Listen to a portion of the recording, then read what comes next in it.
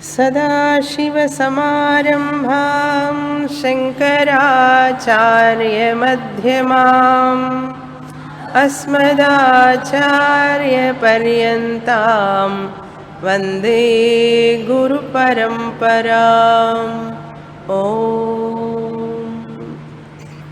మాండుక్యోపనిషత్ 4 అధ్యాయాలలో మొదటి అధ్యాయం పూర్తి చేశాం. మొదటి అధ్యాయం పేరు ఆగమ ప్రకరణం అంటాం. సహజంగా అధ్యాయం అంటాం చాప్టర్కి. మాండుక్యోపనిషత్తులో అధ్యాయానికి ప్రకరణం అని పేరు. అధ్యాయానికి ప్రకరణం అని పేరు. మొదటి అధ్యాయం అంటే మొదటి ప్రకరణం పేరు ఆగమ ప్రకరణం అని తెలుసుకున్నాం.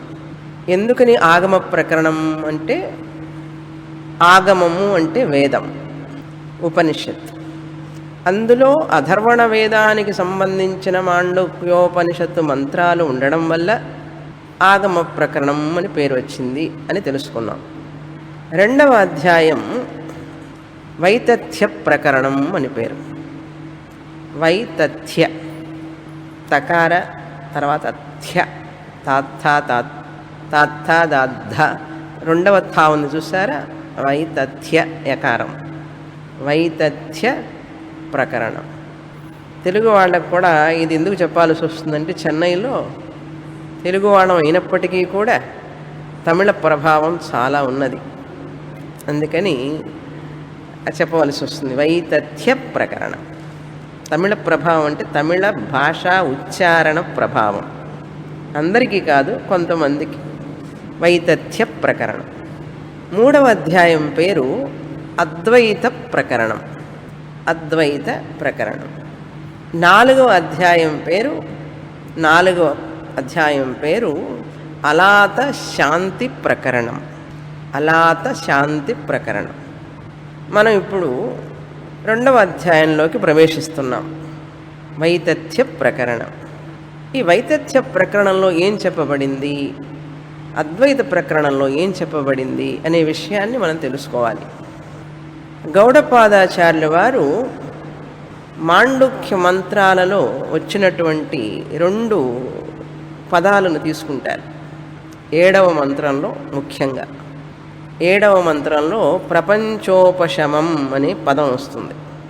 అదృష్టం అవ్యవహారం అగ్రాహ్యం అలక్షణం అచింత్యం అవ్యపదేశం ఏకాత్మ ప్రత్యయ సారం ప్రపంచోపశమం.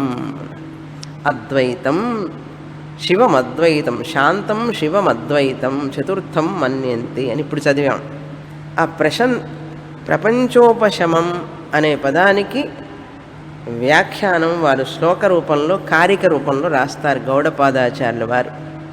ఆ ప్రపంచోపశమానికి 38 కారికలు రాశారు. ఈ రెండో ప్రకరణంలో 38 కారికలు. ఒక్క పదానికి ప్రపంచోపశమం అంటే ఏమిటి, 38 కారికలు అంటే శ్లోకాలు రాశారు.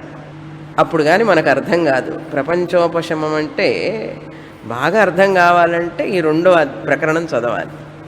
మూడో అధ్యాయం మరొక పదం తీసుకున్నారు.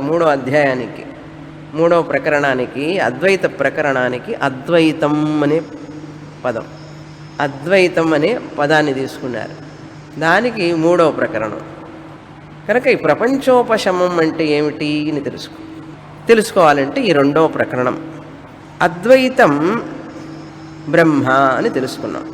అద్వైతం అంటే, ద్వైతం అంటే 2, ద్వైతం కాకుండా ద్వైతము లేనిది, 2 లేనిది అద్వైతం. నా ద్వైతం అద్వైతం, సెకండ్ లెస్ అంటారు ఇంగ్లీష్లో. అద్వైతం అంటే సెకండ్ లెస్, ఏకాకి అని అర్థం, ఒక్కటే ఉంటుంది. అద్వైతం అంటే ఒక్కటే అని అర్థం. ఏమిటి ఆ ఒక్కటి? అద్వైతం అంటే బ్రహ్మ, తురీయ ఆత్మ బ్రహ్మ అద్వైతం. బ్రహ్మ అద్వైతం, బ్రహ్మ అని అర్థం. బ్రహ్మ అద్వైతం అంటే ఏమిటి? బ్రహ్మ కంటే మరొకటి వేరుగా లేదు నిజంగా అని అర్థం. అద్వైతం బ్రహ్మ సత్యం. బ్రహ్మ సత్యం, జగన్మిథ్య అనే పదం విన్నాం కదా మనం. బ్రహ్మ అద్వైతం బ్రహ్మ సత్యం. మరి బ్రహ్మ కాకుండా ఉన్నటువంటిదంతా కూడా ఏమిటన్నారు? మిథ్యా. అద్వైతం బ్రహ్మ సత్యం, అన్యత్ సర్వం మిథ్యా. బ్రహ్మ సత్యమైతే బ్రహ్మ కానటువంటిది ఏదైతే ఉందో అది అసత్యం. బ్రహ్మ ఏవ సత్యం అన్నాం. అంటే బ్రహ్మ కాకుండా వేరే కనపడేదంతా కూడా ఏమిటి? ప్రపంచం. బ్రహ్మ కనపడుతుందా అండి కంటికి? ఆత్మ చైతన్యం బ్రహ్మ కంటికి కనపడదు కదా. మరి కంటికి కనపడేదంతా ఏమై ఉండాలి? కనపడని బ్రహ్మ సత్యం, ఆత్మ చైతన్యం సత్యం. అప్పుడు కనపడే ప్రపంచం అంతా ఏమై ఉండాలి? మిథ్య. బ్రహ్మ ఏవ సత్యం, అన్యత్ సర్వం ప్రపంచ మిథ్యా. మిథ్య అంటే ఏమిటి? అనృతం, అసత్యం, నిజం కాదు అని అర్థం. ఎలా చెప్తారండి ప్రపంచం నిజం కాదు, సత్యం కాదు అని అంటే? కనపడని బ్రహ్మమేమో సత్యముట, కనపడే ప్రపంచమేమో సత్యం కాదంటే ఎవరైనా నమ్ముతారా? ఎందుకు శాస్త్రం ఇట్లా చెప్తుంది మనకు? ఎందుకు చెప్తుంది ఇలా శాస్త్రం అని? అప్పుడు శాస్త్రం అడుగుతుంది, నీ కనపడేవన్నీ కూడా సత్యం కావాలని ఏమీ రూల్ లేదు అని. నీకు సత్యం కానివన్నీ చాలా కనపడుతుంటాయి, ఆ కనపడే వాటిట్లో ఈ ప్రపంచం కూడా ఒకటి అంటుంది శాస్త్రం. నీకు సత్యం కానివన్నీ చాలా కనపడుతున్నాయి కదా. ఎండమావిలో అక్కడ నడుస్తున్నప్పుడు నీళ్లు లేవు, నీళ్లు కనపడినాయా లేదా నీకు? దగ్గరికి పోయి చూస్తే నీళ్లు లేవని తెలుసుకున్నావా? అప్పుడు నీకు నీళ్లు అనిపించింది సత్యమా? అప్పుడు నీకు నీళ్లు కనపడినాయి, అక్కడ అనిపించింది కదా, అనుభవానికి వచ్చింది కదా, అది సత్యమా? కనుక నీకు సత్యం కానివన్నీ కూడా కనపడుతూ ఉంటాయి అని అర్థం. అంతే కదా. సముద్రం దగ్గరికి వెళ్ళాం, ఆ గవ్వను చూసాం, అది చూస్తే వెండి రూపాయిలాగా ఉంది. పరిగెత్తుకుంటూ పోయినాడు, ఆశ కదా వెండి అనుకున్నాడు. దాన్ని చూసి తెల్లగా మెరుస్తుంటుంది, అది సూర్యరశ్మి పడినప్పుడు బాగా మెరుస్తుంది. మధ్యాహ్నం 12 గంటలకి దూరం నుంచి చూసి అబ్బా వెండి రూపాయి ఉందని చెప్పి పరిగెత్తుకుంటూ వెళ్ళావు. దగ్గరికి వెళ్ళి చేతికి కూడా తీసుకుంటాం ఒక్కొక్కసారి, అయ్యో అని చెప్పి విసిరేస్తాం. అంటే వెండి రూపాయి అనే అనిపించడం వల్ల ప్రవృత్తి వచ్చింది, దాని మీదకి వెళ్ళావా లేదా? చూడటానికి, తీసుకోవడానికి. దగ్గరికి వెళ్ళగానే లేదని తెలిసిందా లేదా? అప్పుడు నీ అనుభవం సత్యమా మిథ్యా? మిథ్యా. మరి ఎందుకు వచ్చిందా అనుభవం నీకు? అట్లా భ్రాంతి, కంటి దోషం కదా. ఎండమావి నీరు కూడా కంటి దోషం వల్లనే. ఏమండి కళ్ళు బాగానే ఉన్నాయి కదా అన్నారు, కామెర్లు ఏం లేవు అన్నారు. కామెర్లు ఉండక్కర్లేదు నాయన, కంటికి ఎర్రర్స్ ఉంటాయి, ఇట్లాంటివన్నీ ఆప్టికల్ ఎర్రర్స్ అంటారు, అవి సాధారణంగా జరుగుతూ ఉంటాయి. అదేవిధంగా అనేక రకాలైనటువంటి భ్రమలు మనం చూస్తున్నాం. ఇప్పుడు ఈ యొక్క మనం కూర్చున్నటువంటి ఈ భూమి ఉంది చూసారా, ఇది కదులుతున్నదా, కదలడం లేదా? కానీ మన అనుభవం ఏమిటి? కదలడం లేదు అన్నాం. మరి కదలనట్లుగా మనకు ఎందుకు అనుభవం వస్తుంది? కదులుతున్న భూమి ఎంత స్పీడ్గా కదులుతోంది, కనుక నీ అనుభవం సత్యం కాదు కదా. భూమి గుండ్రంగా ఉన్నదనేది సత్యం, నీకు ఎట్లా అనుభవానికి ఉంది? భూమి గుండ్రంగానే తెలుస్తున్నది, బంతిలాగా కనపడుతోంది, ఫ్లాట్గా ఉంది. ఫ్లాట్గా ఉన్న భూమి మీద ఫ్లాట్ కట్టానంటాడు. భూమి ఫ్లాట్గా ఉందండి అంటాం. సత్యం ఏమిటి? నిజంగా భూమి ఎట్లా ఉంది? గుండ్రంగా ఉంది. నీ అనుభవం ఏమిటి? చదరంగా ఉంది భూమి. అప్పుడు నీ అనుభవం బొమ్మ అయిపోయింది కదా. ఒకటా రెండా ఎన్ని చెప్పాను? ఇప్పటికీ 5 ఉదాహరణలు చెప్పాను, చాలు కదా. సూర్యుడు ఉదయిస్తున్నాడు 6వ ఉదాహరణ. ఇన్ని చెప్తే కానీ మనకు అర్థం కాదు. సూర్యుడు ఉదయిస్తున్నాడు అన్నాం. సూర్యుడు నిజంగా ఉదయిస్తున్నాడా?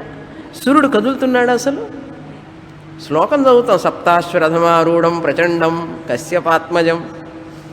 ఆయన 7 గుర్రాలు ఉన్న రథం మీద పరిగెడుతున్నట్ట బిజీగా. ఆయన ఎక్కడికి పరిగెత్తాడు? భూమి పరిగెడుతోంది సూర్యుడి చుట్టూ. భూమి తన చుట్టూ తాను తిరుగుతూ సూర్యుడి చుట్టూ తిరుగుచున్నది. ఇది సైన్స్ పాఠం 5వ తరగతిలో. భూమి తన చుట్టూ తాను తిరుగుతూ సూర్యుడి చుట్టూ తిరుగుతుందని చెప్పి బొమ్మ వేస్తాడు. ఇక్కడ సూర్యుడు ఉంటాడు, భూమి ఇట్ట తిరుగుతూ బొమ్మ వేస్తాడు. మన అనుభవం ఏమిటి? సూర్యుడు ఉదయించడం లేదు, ఏమీ లేదు, కానీ మనకు సూర్యుడు ఉదయిస్తున్నట్లుగా కనపడుతున్నాడు. ఇవన్నీ ఈయనకి ఎలా అనుభవానికి ఉన్నాయో, లేనిది ఉన్నట్లుగా కనపడుతున్నదో, ఇంకొక భ్రమ కూడా చేర్చుకో. 6 ఉదాహరణలు చెప్పానా? 6 చెప్పానా? 5 ఎండమావి, గవ్వ, భూమి గుండ్రంగా ఉన్నదనేది, తర్వాత భూమి చదరంగా ఉన్నదనేది, సూర్యుడు, సన్ రైజ్, అది చెప్పాం. 5 చెప్పాం. ఇప్పుడు 6వది మనం చేర్చుకుందాం. 5 ఉన్నప్పుడు 6వది ఉండదని ఏమిటి నమ్మకం? చూసారు ఎట్లా తీసుకొచ్చాను మిమ్మల్ని?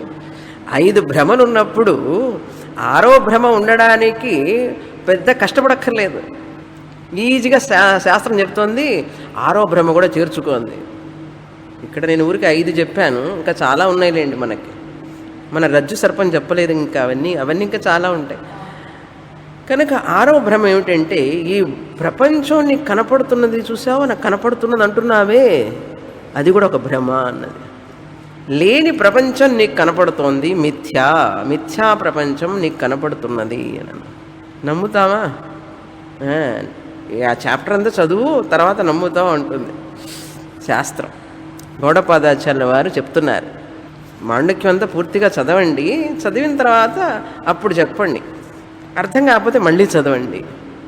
మీరు ఒప్పుకోకపోయినా ఆయన అంటారు, నేను చెప్పేది సత్యం అంటారు. మీరు నా స్థితికి ఎదగాలి అని అడుగుతున్నారు ఆయన, గౌడపాదాచార్యుల వారు. కనుక వైతథ్యం అంటే ఏమిటి? జగత్ మిథ్యా అని అర్థం. ప్రపంచ ఉపశమం అనే దానికి వారు ఏం పేరు పెడుతున్నారు ఇక్కడ? వైతథ్యం అంటున్నారు. వైతథ్యం. తథా అంటే సత్యం, తథా అంటే సత్యం అని అర్థం. వితథా అంటే విగత సత్యం. అంటే విగత, సత్యము పోయినటువంటి అని అర్థం. తథా అంటే సత్యం, అంటే విగతం అంటే పోయినటువంటి, తథా అంటే సత్యం. విగత సత్యం అంటే సత్యము లేనటువంటి అని అర్థం. మొదటి ప్రకరణం పేరే కష్టంగా ఉంది. తథా అంటే సత్యం, అంటే విగతం పోయినటువంటి, సత్యం పోయినటువంటి అంటే సత్యము లేనటువంటి అని అర్థం. వితథా. సత్యం, విగత సత్యం అంటే ఏమిటి? విగత సత్యం అంటే ఏమిటి? అసత్యం. తెలుగు. విగత అనేది సంస్కృత పదం. విగత సత్యం ఈజ్ ఈక్వల్ టు అసత్యం. వితథా అంటే విగత సత్యం, తథా అంటే సత్యం, విగత అంటే వీకి ఏమిటంటే విగతం. విగత అంటే విగత సత్యం, విగత అంటే అసత్యం అని అర్థం, సత్యము లేని. తథా వితథా విగత సత్యం అసత్యం. ఇట్లా రాసుకోండి. తథా సత్యం, వితథా ఈజ్ ఈక్వల్ టు విగత సత్యం. ఇవన్నీ ఏముండవు మీ పుస్తకంలో, మీకు ఇచ్చిన పుస్తకంలో.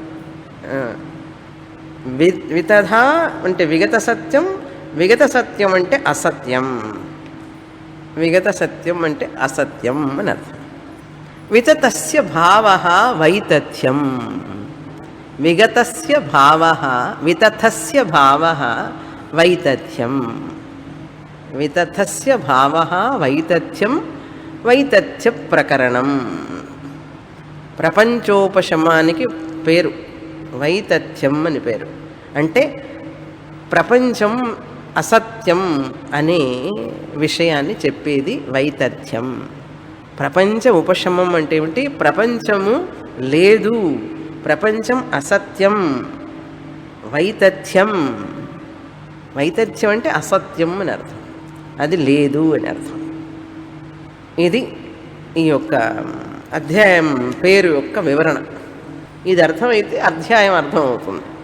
వైతథ్య ప్రకరణం అని పేరు ఎందుకు వచ్చింది అనేది. ఇప్పుడు మనకు ఈ ప్రపంచం సత్యం కాదు అని అనగానే మనకు చాలా కష్టంగా అనిపిస్తుంది. నేను చూస్తున్న ఈ ప్రపంచం వ్యావహారికంగా నేను ఇన్ని అనుభవాలను అనుభవిస్తున్నాను. ఉదయం లేస్తే సాయంత్రం రాత్రి దాకా పొద్దున్న లేవంగానే ఆకలి, దాహం, అది కావాలి ఇది కావాలనే కోరిక, సినిమా చూడాలి, సీరియల్ చూడాలి, క్రికెట్ చూడాలి, ఇన్ని కోరికలు ఉన్నాయి. చక్కని TV is available, serials are available. ఇవన్నీ ఉన్నప్పుడు నాకు ఇంత ఆనందాన్ని ఇస్తూ ఉంటే ఇటువంటి ప్రపంచాన్ని అసత్యం అని అంటారా మీరు అని అడుగుతాం మనం శాస్త్రాన్ని. శాస్త్రం అంటుంది నిజమే, మరి నీకు సీరియల్ బాగానే ఉంది, క్రికెట్ బాగానే ఉంది, అయినప్పటికీ కూడా అది అసత్యమే అంట. అలా ప్రపంచాన్ని అసత్యము అని చెబుతూ ఉన్నది అంటే మనకు అనుభవానికి వచ్చే ప్రపంచాన్ని, కళ్ళకు కనపడుతున్న ఈ ప్రపంచాన్ని ఎన్ని సమస్యలు అనుభవిస్తున్నది ఈ శరీరం. బాధలు, కాలు నొప్పి, పంటి నొప్పి ఏమండి అసత్యమా? కాలు నొప్పి, పంటి నొప్పి, కన్ను నొప్పి అసత్యమా? ఆ శబ్దం నేను వింటున్నాను, అసత్యమా? ఎట్లా అవుతుందండి అసత్యమన? ఏమంటారంటే దీనికి ప్రపంచం నీకు ఉన్నట్లుగా కనపడుతున్నది అన్నారు. వివర్తవాదం అన్నాం. పాము కనపడుతున్నది త్రాటి మీద, తాడే పాముగా కనపడుతున్నది. పాము అనేటువంటిది లేదు నిజంగా. మనం పాము ఉన్నది అన్నప్పుడు అక్కడ నిజంగా ఏమున్నది? తాడు ఉన్నది. తాడు ఉన్నది కానీ పాముగా కనపడుతున్నది. పాముకి స్వతగా సత్తా ఉన్నదా? పాము అనేటువంటిది ఉన్నదా అక్కడ? లేదు. ఇది మన భ్రాంతి. దగ్గరికి వెళ్ళి చూసిన తర్వాత, లైట్ వేసిన తర్వాత పాము పోయిందండి అంటారా? ఉంటే కదా పోవడానికి. దగ్గరికి వెళ్ళాం, లైట్ వేసాం, పాము పోయిందా? పాము లేదని తెలుసుకున్నారా? పాము లేదని తెలుసుకున్నాం. ఎందుకు పోలేదు పాము? లేకపోతే మరి ఎందుకు కనపడింది? చీకటి అయితే ఏమి కనపడేది కాదు, లైట్ అయితే తాడు తాడుగా తెలిసేది. అక్కడ ఏమిటంటే మంద అంధకారం వల్ల మసక చీకటి, మసక చీకటి వల్ల తాడు పాముగా కనపడింది. కనుక తాడు సత్తా, సత్తా అంటే ఉండడం, ఉనికి. తాడు సత్తా పాము తీసుకున్నది. పాము ఉన్నది అన్నాం. అక్కడ ఉన్నది అన్నది తాడే, పాము కాదు. పాము లేదు అస్సలు, భ్రాంతి అది. కనుక ప్రపంచం ఉన్నట్లుగా కనపడుతున్నది అంటున్నాం మనం, లేదు అనం మనం. ప్రపంచం అనుభవానికి ఉంది కదా. ప్రపంచం పాము ఉన్నట్లుగా కనపడుతున్నది, పాము లేదు. అదేవిధంగా ప్రపంచం ఉన్నట్లుగా కనపడుతుంది. దీన్ని వివర్తవాదం అంటారు. వివర్తవాదం అంటే పాము పరిణామం చెందకుండా, మారకుండా, తాడు పరిణామం చెందకుండా పాముగా కనపడడం వివర్తవాదం. మార్పు చెందకుండా, పరిణామం చెందకుండా ఉన్న వస్తువు మరొకటిగా కనపడడం వివర్తవాదం అన్నాం. పాలు పెరుగుగా మారడం పరిణామ కారణం. పాలు పూర్తిగా పెరుగుగా మారిపోయింది అక్కడ, అది వివర్తవాదం కాదు, వివర్త కారణం కాదు. పాలు పెరుగుగా మారిన తర్వాత మీకు మళ్ళీ పాలు దొరుకుతాయా? దొరకవు కదా. ఎందుకంటే పూర్తిగా మారిపోయినాయి, పాలు పెరుగుగా మారిపోయింది కనుక మీకు పాలు దొరకవు. దాన్ని పరిణామం అంటారు, పరిణామ కారణం పాలు. ఇక్కడ తాడు అనేటువంటిది పరిణామ కారణమా, మార్పు చెందిన ఏమన్నా? పాము కనపడేటప్పుడు కాస్త తాడు పాముగా మారింది అంటారా? కొంచెం, కొద్ది తోక మాత్రం, అణువంతా కూడా తాడు పాముగా మారలేదు కనుక వివర్త కారణం అన్నాం. మారకుండా కనపడుతుంది. రోడ్డు మీద నీళ్లు కాస్త కనపడ్డాయి, అక్కడ మరి కనపడినాయి కానీ ఒక బొట్టు ఉందా నీరు పోని? లేదు. దాన్ని వివర్త కారణం అంటారు. మార్పు చెందకుండా ఒకటి మరొకటిగా కనపడటం వివర్త కారణం. మార్పు చెందుతూ ఒకటి మరొకటిగా మార్పు చెంది కనపడడం పరిణామ కారణం అన్నారు. ప్రపంచం ఉన్నట్లుగా కనపడుతున్నది అంటే వివర్తవాదం. ఇలా మాట్లాడేవాళ్ళు వాదం అంటారు దీన్ని, అంటే వారు చెప్పే పద్ధతి వివర్తవాదం అంటారు. ప్రపంచం ఉన్నట్లుగా కనపడుతున్నది, లేని ప్రపంచం ఉన్నట్లుగా కనపడడం వివర్తవాదం. ప్రపంచం నిజంగా లేదు అని చెప్పడం అజాతివాదం అంటారు. ప్రపంచం పుట్టనే లేదు, ప్రపంచం నిజంగా లేదు, ఫ్యాక్చువల్లీ నాన్ ఎగ్జిస్టెంట్ ప్రపంచం లేనే లేదు నిజంగా అని చెప్తే అజాతివాదం. ప్రపంచం ఉన్నట్లుగా కనపడుతున్నది అంటే వివర్తవాదం. ఏమండి, ఈ రెండిటికి ఏంటి తేడా? ప్రపంచం ఉన్నట్లుగా కనపడుతున్నది అన్నా కూడా, ప్రపంచం నిజంగా లేదు అన్నా కూడా అర్థం ఒకటే కదా. మళ్ళీ చెప్తా వినండి. ప్రపంచం ఉన్నట్లుగా కనపడుతున్నది, ఆమె అందంగా కనపడుతున్నది అంటే ఏమిటి అర్థం? అందంగా ఉన్నదే అని అర్థం. ఆవిడ అందంగా కనపడుతున్నదే కానీ అందంగా లేదు.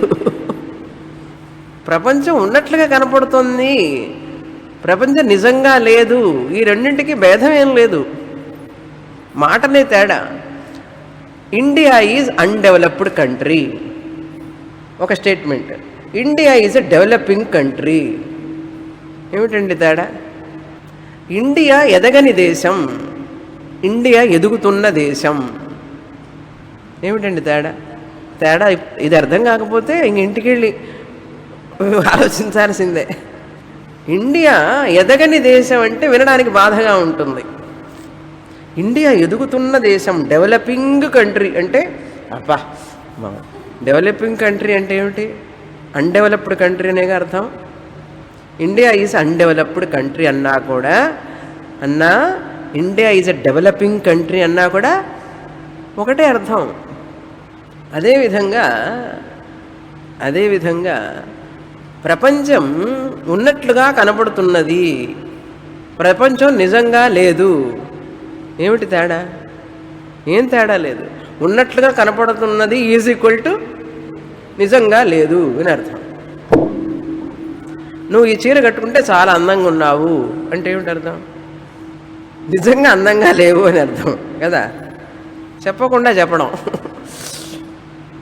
కనుక కొన్ని పదాలు బాగా ఆలోచించాలి. అజాతివాదం, వివర్తవాదం రెండు ఒకటే. వరల్డ్ ఈజ్ సీమింగ్లీ ఎగ్జిస్టెంట్, ఉన్నట్లుగా కనపడుతున్నది ఒక స్టేట్మెంట్, ఉన్నట్లుగా కనపడుతుంది. రెండవ స్టేట్మెంట్ ఏంటి? ప్రపంచం నిజంగా లేదు. నిజంగా లేదు అంటే అబద్ధంగా ఉన్నది అని అర్థం. అబద్ధంగా ఉండడం అంటే లేనట్లే. సరే చాలండి ఇంతవరకు, ఈరోజు ఇంకా ఫర్దర్ చెప్పండి అని అంటే, వేదాంతం ఎందుకు ఈ విషయం చెప్తోంది మనకు? ఇంత కష్టమైన విషయాన్ని నాకు కనపడేదాన్నేమో లేదని చెప్తుంది, కనపడని దాన్నేమో ఉన్నదని చెప్తుంది. ఎందుకు చెప్పాలి వేదాంతం అంటే, తురీయం ఆత్మ బ్రహ్మ చైతన్యం, ఇది మాత్రమే సత్యం అని చెప్పడానికి వేదం వచ్చింది. ఇది మాత్రమే సత్యం అని చెప్పడానికి వచ్చింది. అది తెలుసుకుంటేనే నువ్వు ఈ దుఃఖాన్ని నుంచి బయటపడతావు, వ్యాధి జర మరణ శోకాల నుంచి బయటపడతావు. ఇది తెలుసుకున్నప్పుడు మాత్రమే. అది తెలుసుకోనంత వరకు ఏది ఈ తురీయ ఆత్మ బ్రహ్మ చైతన్యం బ్రహ్మ సత్యం అనేది ఏది ఉందో, అద్వైతం బ్రహ్మను నువ్వు తెలుసుకోనంత వరకు నీకు ఈ దుఃఖము, వ్యాధి వల్ల వచ్చే దుఃఖము, ముసలితనం వల్ల వచ్చే దుఃఖము, మరణం భయం వల్ల వచ్చే దుఃఖము, ఇవి నీకు పోవు. ఈ తురీయ ఆత్మని తెలుసుకోనంత వరకు నీకు పోవు. ఈ తురీయ ఆత్మని బ్రహ్మాన్ని తెలుసుకోవాలంటే ఈ జగత్ అనేది మిథ్య అని తెలుసుకోవాలి. బ్రహ్మ సత్యమని తెలుసుకుంటేనే నీకు, తురీయ ఆత్మ బ్రహ్మ చైతన్యం సత్యమని తెలుసుకుంటేనే నీకు దుఃఖం పోతుంది. బ్రహ్మ సత్యమని తెలుసుకోవాలంటే జగత్ మిథ్య అని తెలుసుకోవాలి. జగత్ మిథ్య, ఈ ప్రపంచం చూసేదంతా మిథ్య అని తెలుసుకోవాలి అంటే వైతథ్య ప్రకరణం చదవాలి. ఇప్పుడు ఎందుకండి ఈ ప్రకరణం చదవాలి మనం? కార్తీక దీపం ఇంట్లో అందరూ దీపాలు పెట్టుకొని పండగ చేసుకుంటే మేము మాత్రం ఎందుకు వచ్చి చదవాలి? నిజంగా దీపం ఇదేనండి. ఈ దీపాన్ని వెలిగించుకోవాలి, ఆత్మదీపాన్ని లోపల ఆత్మజ్ఞాన జ్యోతిని వెలిగించుకోవడమే కార్తీక దీప ఉత్సవం యొక్క పరమార్థం, ప్రాధాన్యత, దాని లక్ష్యం అదే. దీపాలు వెలిగిస్తూ ఉంటే ఒకరోజు కన్నా ఈ దీపం వెలుగుతుందేమో అని చెప్పి ఆశపడి మన వాళ్ళు పెట్టారు. అది వీడు దీపం వెలిగిస్తున్నాడే కానీ ఒకరోజు కూడా వేదాంతం క్లాసుకి రాకపోతే అసలు దీపం వెలగదు కదా. దీపావళి అందుకే, కార్తీక దీపము అందుకే. అది మన వాళ్ళ ఉద్దేశం. ఆ దీపం వెలిగించాలంటే ఏం చేస్తాం? నూనె వేస్తాం, ఒత్తిని బాగా నలిపి కర్పూరం రాసి వెంటనే నిప్పు అంటుకునేటట్లుగా దానికి రెడీగా పెడతాం, గాలి తగలకుండా పెడతాం. ఆ దీప ప్రకాశం వల్ల ఎటువంటి ప్రయోజనం? వస్తువులు ఉన్నవి ఉన్నట్లుగా కనపడతాయి. అది దీపం యొక్క లక్షణం. ఒక దీపం పెడితే దానివల్ల ఏమిటండి ప్రయోజనం? వస్తువు ఉన్నది ఉన్నట్లుగా కనపడుతుంది. అదేవిధంగా ఈ ఆత్మజ్యోతి అనేటువంటిది నేను అని తెలుసుకున్నప్పుడు, ఆత్మజ్యోతి జ్యోతి లాంటిది. జ్యోతి ఎలాగైతే తన యొక్క సమక్షంలో అన్నీ తెలుసుకునేటట్లు చేస్తుందో, ఈ ఆత్మజ్ఞాన జ్యోతి, నేను ఆత్మ అనే జ్ఞానాన్ని పొందితే, జ్ఞానజ్యోతిని గనక పొందితే నా సమక్షంలో అన్నీ పనిచేస్తున్నాయి అని తెలుసుకుంటారు. నేను ఆత్మస్వరూపాన్ని, నా వలన ఇవన్నీ కూడా ఉంటున్నాయి, ప్రకాశిస్తున్నాయి. లైట్ లేదనుకోండి, దీపం లేదనుకోండి, ఆ వస్తువులు ఉన్నా ఒకటే, లేకపోయినా ఒకటే. అదేవిధంగా ఈ ఆత్మ గనక లేకపోతే ఈ ప్రపంచంలో ఉన్న వస్తువులన్నీ కూడా ఉన్నా ఒకటే, లేకపోయినా ఒకటే, లేనట్లే. ఈ ఆత్మ వల్లనే అని తెలుసుకుంటాం. అది ఆత్మజ్యోతి. అది కార్తీక దీపం యొక్క విశిష్టత, దీపావళి యొక్క విశిష్టత. ఎవరు చెప్తారు ఈ విషయం మనకు? మన పెద్దవాళ్ళు ఎందుకు పెట్టారు పండగలు, దీపావళి అనేది? మనకు పరమార్థం ఏమిటి? ఇంట్లో రోజు దీపం వెలిగించడంలో పరమార్థం ఏమిటి? దీపజ్యోతి పరం బ్రహ్మ, దీపజ్యోతి జనార్దన, దీపో హరతు మే పాపం, దీపజ్యోతి నమోస్తుతే. ఆ శ్లోకంలో మొదటి మాట ఏమిటి? దీపం జ్యోతి పరం బ్రహ్మ. చూసారా? పరం బ్రహ్మమే దీపం, జ్యోతి. ఆ జ్యోతి, పరం జ్యోతి ఉంటేనే మిగతా అవన్నీ తెలుస్తాయి మనకు. సూర్యుడు ఉన్నాడని చెప్పాలంటే ఈ ఆత్మజ్యోతి ఉంటేనే సూర్యుడు ఉన్నాడని చెప్పగలుగుతాం. అర్థమైందా? శంకరాచార్యుల వారు ఏకశ్లోకిలో చెప్తారు ఇవన్నీ. సరే, ఈ యొక్క విషయాన్ని చెప్పడం కోసం, మనకు తురియ చైతన్యాన్ని తెలియజేయడం కోసం, తురియ చైతన్యం నువ్వని తెలుసుకోవడం కోసం, ఇది అద్వైతం అని తెలుసుకోవాలి కనుక, ఇది అద్వైతం అని తెలుసుకోవాలి అంటే రెండవది లేనటువంటిది కనుక, ఈ అద్వైతం తురియ ఆత్మ రెండవది లేనటువంటిది. ఇది సత్యం, రెండవ సత్య వస్తువు లేనటువంటిది ఈ ఆత్మ. రెండవ సత్య వస్తువు లేదంటే మరి ప్రపంచం ఏమై ఉండాలి? మిథ్య అయి ఉండాలి. కనుక అది మిథ్యాన్ని నువ్వు తెలుసుకుంటే ఇది పరమ సత్యం అని తెలుసుకుంటావు. ఇది పరమ సత్యం అని తెలుసుకుంటే నీకు వ్యాధి, జర, మరణాల వల్ల వచ్చే దుఃఖం ఉండదు. కనుక ఇప్పుడు నీ దుఃఖం నుంచి బయటపడాలని ఉందా లేదా? అది క్వశ్చన్. నీకు దుఃఖం నుంచి బయటపడాలని ఉన్నదా లేదా? లేదండి, నాకు దుఃఖంలోనే ఉండాలని ఉన్నదండి అంటారు ఎవరన్నా? అనం కదా. దుఃఖాన్ని నుంచి బయటపడాలని అన్నాడు. అది కోరుకుంటావే కానీ ఆ దుఃఖం నుంచి బయటపడడానికి కావలసినటువంటి సాధనం ఏమిటని నీకు ఎవరు చెప్పేది? ఎలా తెలుస్తుంది నీకు? గురువు చెప్పాలి, శాస్త్రం చెప్తుంది. దానికి ఒక్కటే మార్గం, వేదాంతం, ఉపనిషత్తుల శ్రవణం, భగవద్గీత శ్రవణం. నువ్వు అవి చెయ్యనంత వరకు, నువ్వు ఈ ప్రపంచంలో తిరుగుతున్నంతసేపు బొంగరంలాగా అటు ఇటు తిరుగుతున్నావు క్లాసుకి తప్ప.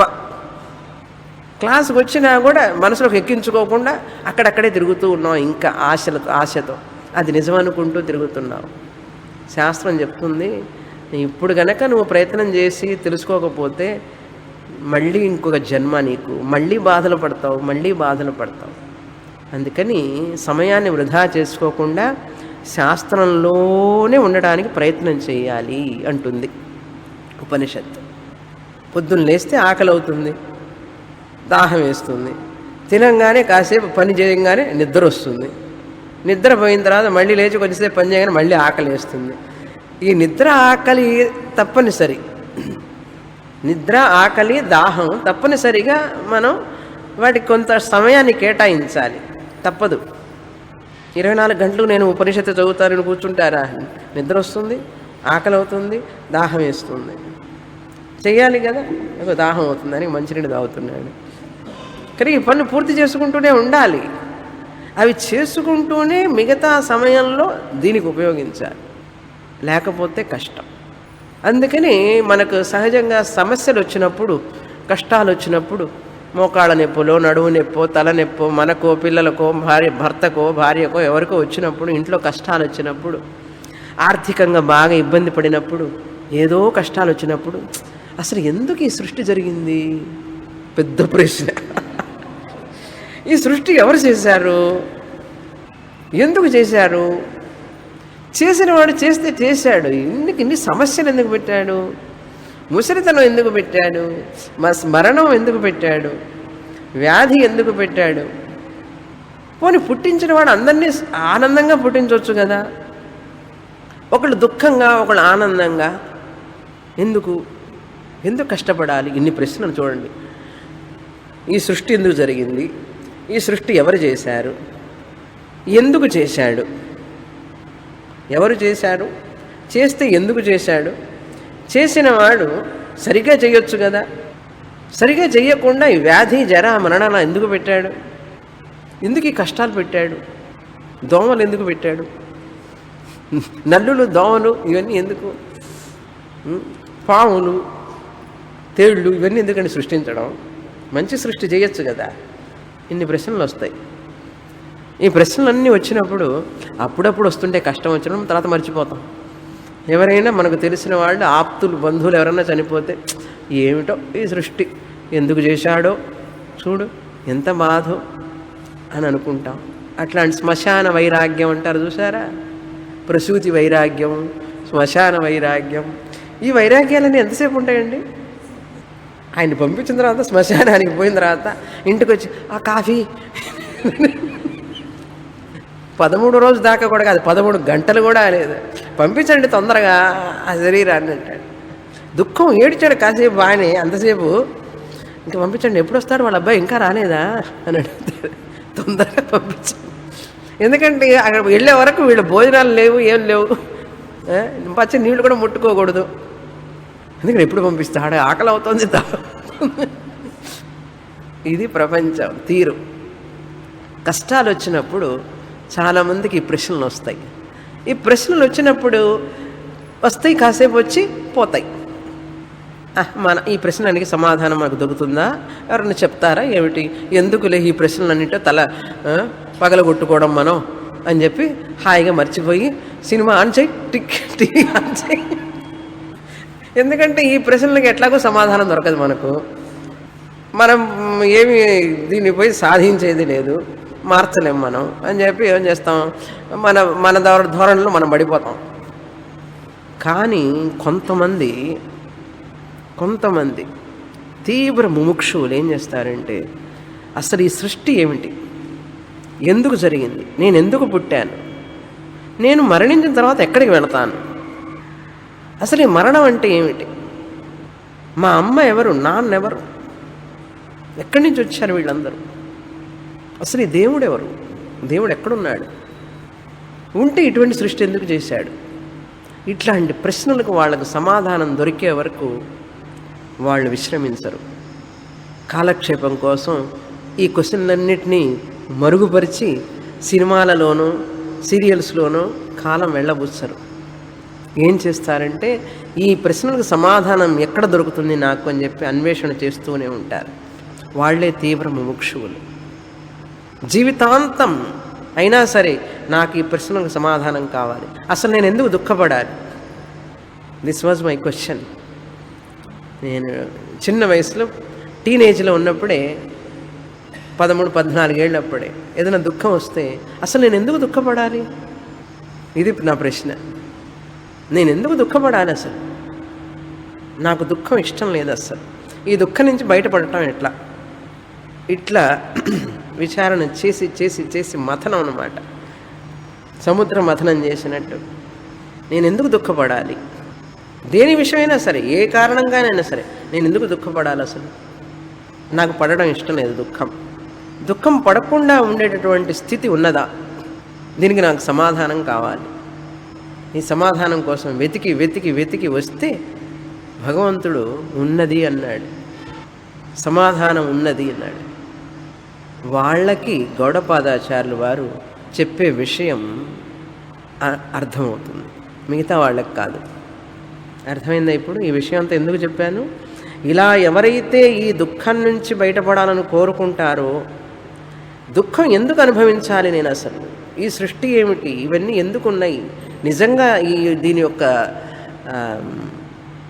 విషయం ఏమిటి అని తెలుసుకోవాలి అనుకున్న వాళ్ళకొక్కటే ఒక్కటి తృప్తినిచ్చేది గౌడపాదాచార్యుల వారి కారికలు, ఈ వైతథ్య ప్రకరణం.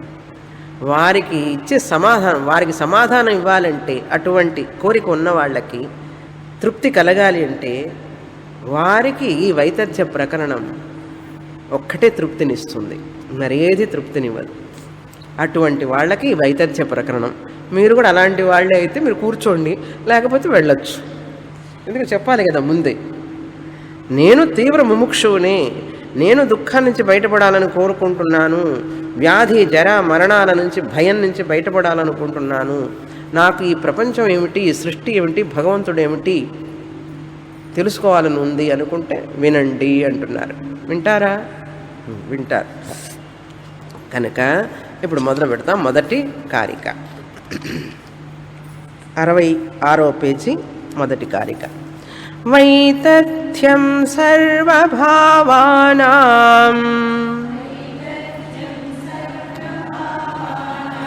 స్వప్న ఆహుర్మనీషిణః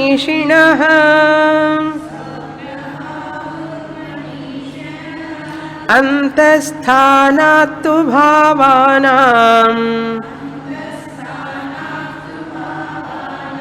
సంవృతత్వేన హేతునా.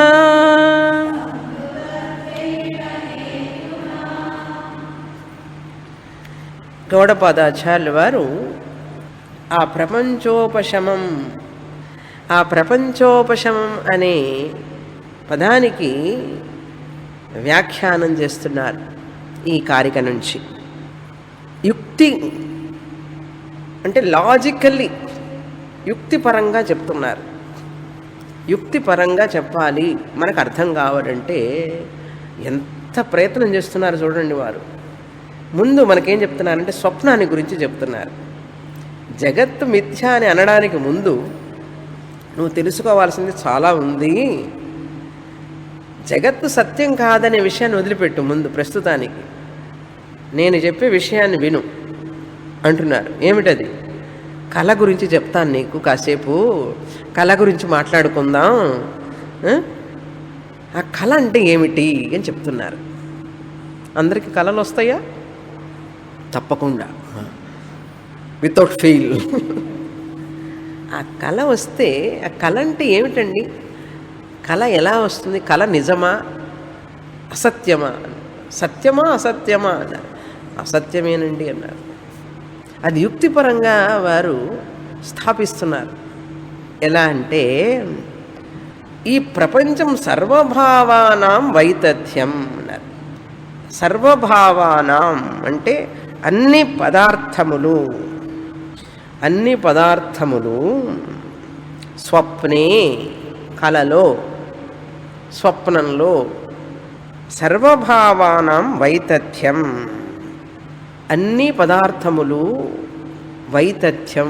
ఏం చెప్పాను? వైతథ్యం అంటే అసత్యం. వైతథ్యం బాగా గుర్తుపెట్టుకోవాలి. తథా వితథా విగత సత్యం అసత్యం.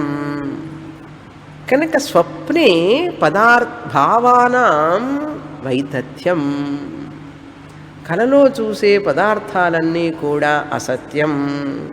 దానికి గౌడపాదాచార్యుల వారు ఎందుకండి మాకు తెలియదా అడుగుతారు. అది తెలుసు నాయన నీకు, అది చెప్తూ అక్కడికి తీసుకెళ్తారు. ఎక్కడికి? ఎక్కడికో కాదు, జగత్తులో ఈ జగత్తు కూడా అసత్యం అని చెప్పడానికి ముందు మనకు స్వప్నాన్ని గురించి చెప్తున్నారు. స్వప్నే భావానాం వైతథ్యం. ఇది అర్థమైంది కదా. కలలో మనం చూసే పదార్థాలంటే వస్తువులు, మనుషులు, కొండలు, ఏనుగులు, గుర్రాలు, నెమళ్ళు, పక్షులు, కీటకాలు, కార్లు, ఇళ్ళు అన్నీ చూస్తున్నాం కదా. ఇవన్నీ కూడా వైతథ్యం. Okay Gaudapadacharya, I agree with you అన్నాడు. నేను ఒప్పుకుంటాను మీతో, అది కరెక్టే అంటామా? గౌడపాదాచార్య వారికి చెప్దామా లేదా? ఓకే అన్నావా?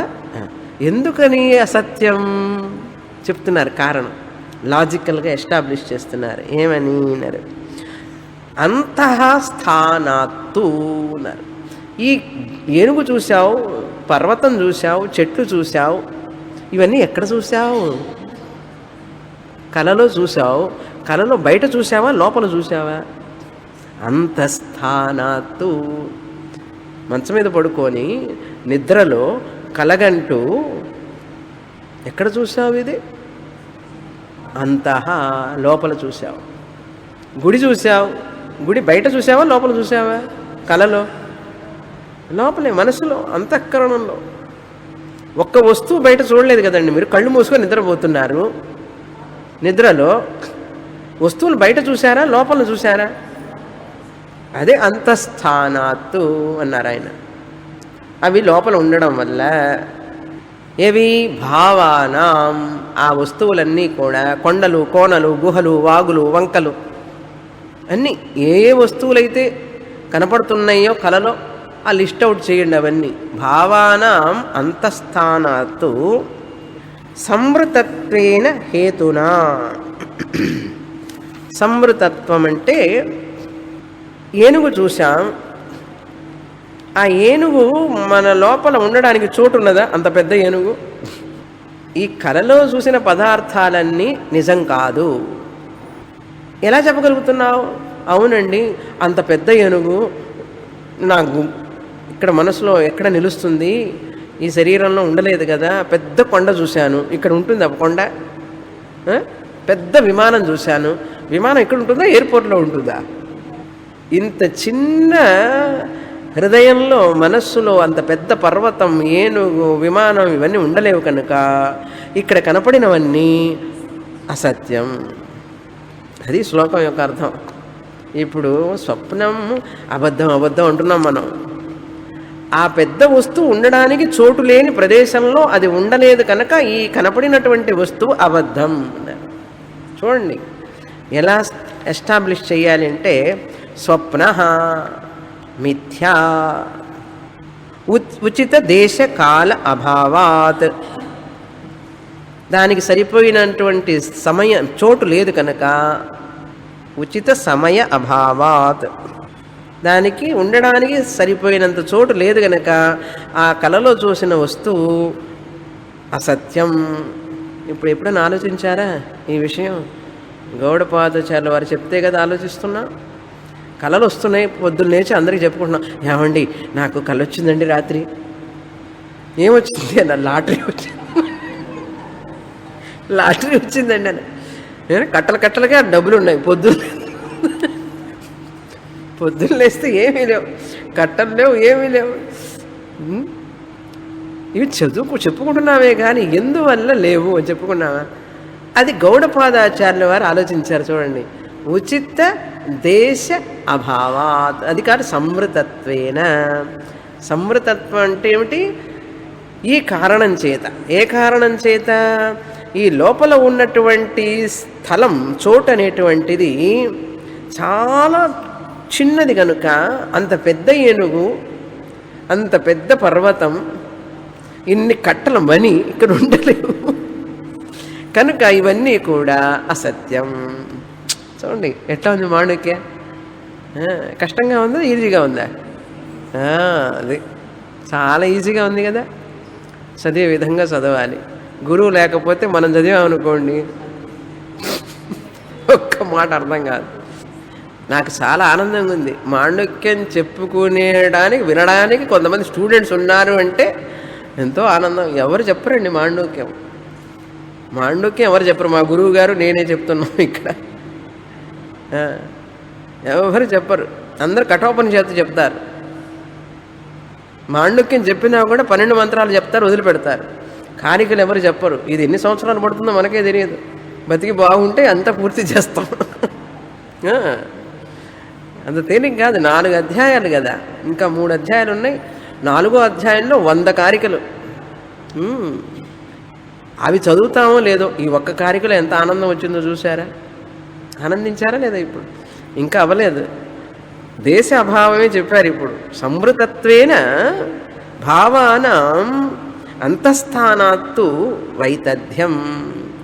వీటికి లోపల ఉండడానికి తగినంత చోటు లేకపోవడం వల్ల ఈ కలలో చూసినటువంటి గజాదులన్నీ కూడా, పర్వతాలు చెట్లన్నీ కూడా వైతథ్యం, లాజిక్ అనమాట.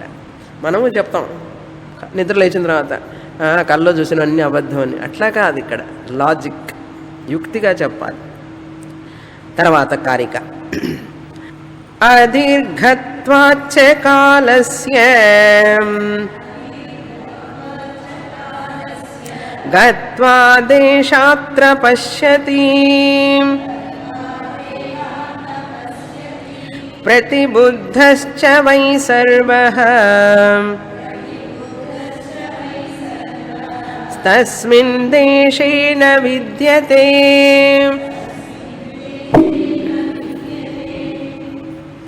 ఇప్పుడేం చెప్తున్నారు?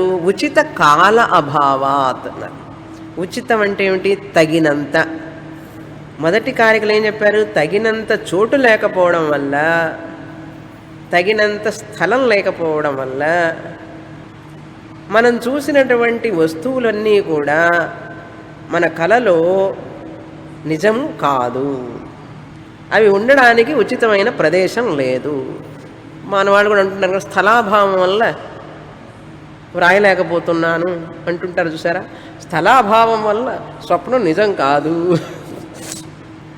స్థల అభావం, స్థలాభావం అన్నారు. అంతేకాదు, కాల అభావాత్, ఉచిత కాల అభావాత్.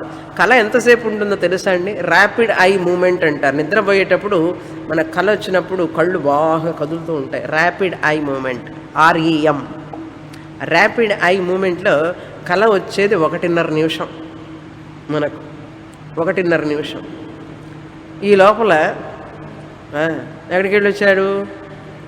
అమెరికాకి వెళ్ళి వచ్చాడు. అమెరికా ప్రయాణమే 24 గంటలు. 24 గంటల ప్రయాణం 1.5 నిమిషంలో ఎట్లా చేశాడండి? చేయలేడు కదా. అబ్బాయికి అమ్మాయిని చూస్తున్నాడు, వెతికి వెతికి వెతికి జాతకం దొరకడం లేదు ఎక్కడైనా. ఏ అమ్మాయిని అడిగినా కూడా అన్ని రూల్స్, కండిషన్స్. ఇప్పుడు ఇది వెనకటి రోజుల్లో అమ్మాయికి పెళ్లి చేయాలంటే కష్టపడేవాళ్ళు. ఇప్పుడు అబ్బాయికి పెళ్లి చేయడానికి కష్టపడుతున్నారు అందరు. మీకు బాగా తెలుసు నాకంటే. ఓకే, అంటే ఏమిటి? కళ చూసి చూసి అమ్మాయిని అందరినీ, కళలో అబ్బాయికి పెళ్ళైపోయింది, కళ వచ్చింది, అబ్బాయికి పెళ్ళైపోయింది. పెళ్ళైన తర్వాత అబ్బాయికి పిల్లవాడు పుట్టాడు. ఆ పిల్లవాడు ఈయనకేమవుతాడు? మనవాడు అవుతాడు. మనవాడు కాలేజీకి వెళ్ళాడు. కాలేజీకి వెళ్ళిన తర్వాత చదువుకున్నాడు, వాడు అమెరికా వెళ్ళాడు. ఇవన్నీ కళలు. అబ్బాయికి పెళ్ళయ్యి పిల్లలు పుట్టి వాడు పెరిగి పెద్దవాడయ్యి చదవడానికి ఎన్ని సంవత్సరాలు పడుతుందండి? 24 ఏళ్ళైనా పడుతుందా కనీసం? 24 సంవత్సరాల కథ ఎంతసేపట్లో చూశాడు? 1.5 నిమిషంలో చూశాడు. జరిగే పనేనా? పెళ్ళి చేయడానికే, ముహూర్తం పెట్టడానికే ముందు అమ్మాయిని చూసిన తర్వాత, కుదిరిన తర్వాత 1.5 వర్షం 2 సంవత్సరాల తర్వాత అనుకొని ముహూర్తాలు పెట్టి లగ్నం అన్నీ అయిన తర్వాత ఎన్ని సంవత్సరాలు పట్టే విషయం ఇదంతా కూడా. కానీ 1.5 నిమిషంలో చూస్తున్నామే. 1.5 నిమిషంలో చూస్తున్నాం. మనవడు పుట్టాడు, పెరిగాడు, పరిగెడుతున్నాడు, నడుస్తున్నాడు, కాలేజీకి వెళ్తున్నాడు. ఏమిటి? అదే చెప్తున్నారు ఇక్కడ. అదీర్ఘత్వాచ్చ కాలాత్.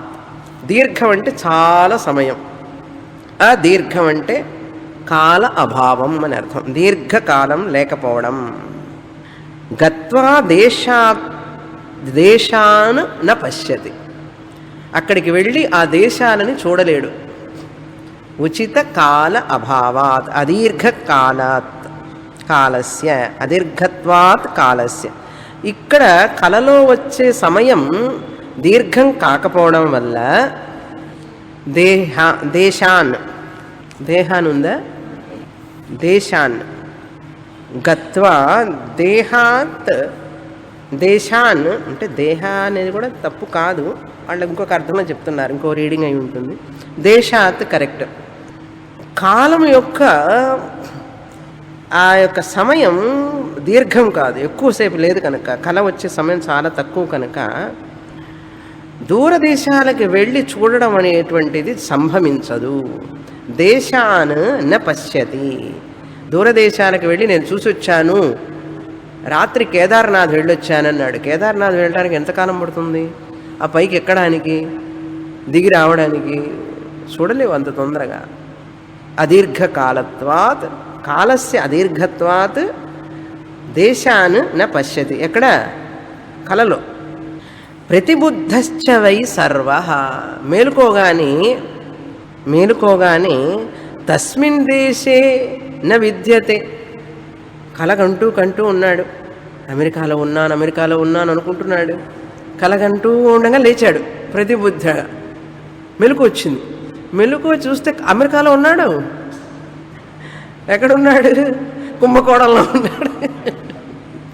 కుంభకోణంలోనో మదురైలోనో ట్రిచిలోనో కూర్చున్నాడు. గ్రామంలో, కుట్టి గ్రామంలో, మూల గ్రామంలో కూర్చున్నాడు. తమిళనాడులో ఉన్నాం కాబట్టి ఆ పేరే చెప్పాను, లేకపోతే పత్తిపాడో అగ్రహారం చెప్పాలి. నెల్లూరో గుంటూరో విజయవాడలోనో ఎక్కడో ఉంటాడు, అమెరికాలోనే ఉన్నాడు.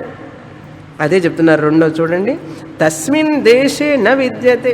ఆ దేశంలో ఉండడం లేదే, లేవంగానే. కలగనేటప్పుడేమో ఆ దేశానికి వెళ్ళినట్టుగా కలగన్నాడు, లేవగానే ఆ దేశంలో లేకుండా ఎక్కడ పడుకున్నాడో అక్కడే ఉన్నాడు.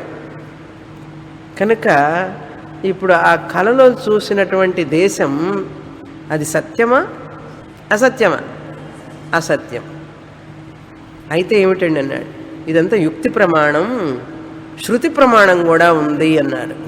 శృతిలో చెప్పబడింది బృహదారణ్యక ఉపనిషత్తులో ఏమని? అభావశ్చరథాదీనాం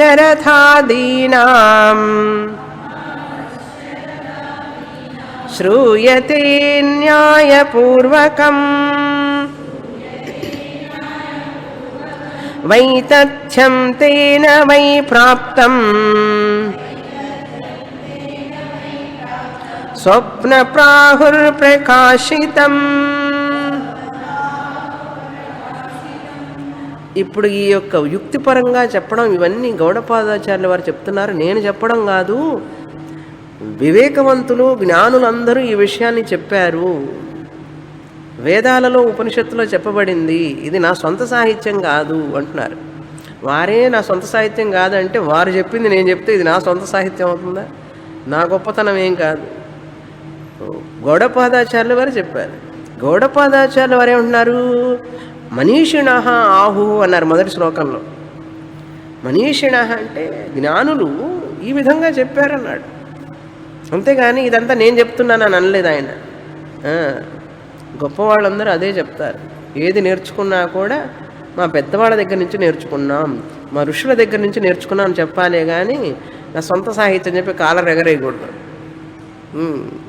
అన్నీ ఉన్న ఈ శిస్తరి అణిగి మడిగి ఉంటుంది, నిండుకుండా తొణకదు.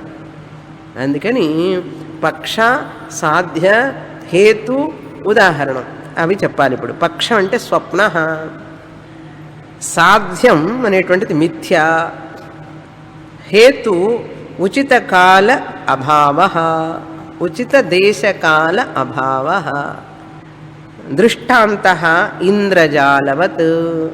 ఈ 4 పదాలు మీకు ఆ పుస్తకంలో దొరకదు, చూడద్దు పుస్తకాన్ని. శ్లోకం తప్ప మరేం చూడకండి పుస్తకంలో. మీరు చూశారంటే మీరు మిస్ అయిపోతారు టీచింగ్. మళ్ళీ మాండుక్యం మీ జన్మలో వినలేరు. ఒకేసారి నేను చెప్పిన ఒకేసారి, మీరు విన్నా ఒకేసారి, అంతే. ఈ పదాలు మీకు అక్కడ ఎక్కడా దొరకవు, పుస్తకం మొత్తం తిరిగేసినా దొరకవు. ఇది గురు పరంపరగా వచ్చి నేర్చుకున్నటువంటి విద్య, గుర్తుపెట్టుకోండి. చివరి వార్త ఏంటి? దృష్టాంత, ఉదాహరణ. ఇంద్రజాలవత్ అనేటువంటిది ఈ శ్లోకంలోకి సంబంధం కాదు నేను చెప్పేది. ఇప్పుడు ఈ శ్లోకానికి సంబంధం లేదు. పక్ష, సాధ్యం, హేతు, దృష్టాంత ఇది వివరించి చెప్తాను వచ్చే క్లాసులో. పూర్ణమదః పూర్ణమిదం పూర్ణాత్ పూర్ణముదచ్యతే పూర్ణస్య పూర్ణమాదాయ పూర్ణమేవావశిష్యతే ఓం శాంతి శాంతి శాంతి హరి ఓం శ్రీ గురుభ్యో నమః హరి ఓం.